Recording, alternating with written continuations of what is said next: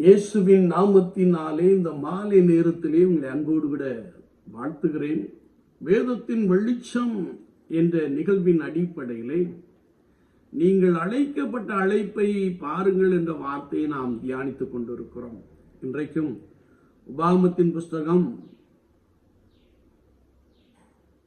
24ஆம் அதிகாரம் 19ஆம் வசனத்தை நாம் வாசிக்கின்ற போது, ஏழைகளுக்கு உதவும்படியாய் ஆண்டவர் நம்மை அழைத்திருக்கிறார்.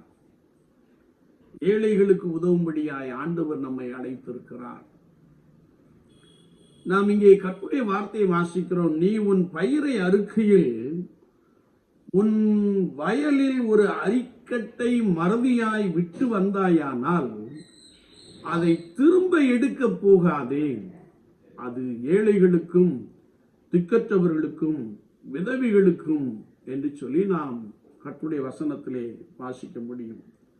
அது மாத்திரமல்ல, உன் திராட்சை பழங்களை அறுத்த பின்பு மறுபடியும் அதை அறுவடை செய்ய போகாதே. ஏனென்றால் மீந்திருக்கவைகள் ஏழைகளுக்கு கொடுக்க வேண்டும் என்பதை குறித்து கர்த்தருடைய வசனம் நமக்கு தெளிவாய் கற்றுக் கொடுக்கிறது. ஆண்டவராகிய இயேசு கிறிஸ்து சொன்னபோது, இப்படி செய்யும்படி நான் உனக்கு கட்டளையிடுகிறேன் என்று சொல்லுகிறார். ஏழைகளுக்கு உதவி செய்வது அது ஒரு கமாண்ட் என்பதை நாம் பரிசுத்த வேதாகமத்திலே தெளிவாய் வாசிக்க முடியும்.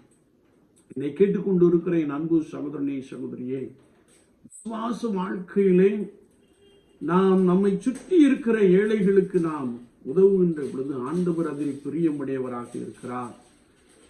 அவர் நம்முடைய கைகளின் பிரயாசங்கள் எல்லாவற்றையும் பலமாய் ஆசீர்வதிக்கிறார். ஆண்டவர் உங்களோடு கூட உங்களுக்காக பெரிய நன்மைகளை கொடுப்பாராக. ஆமென்.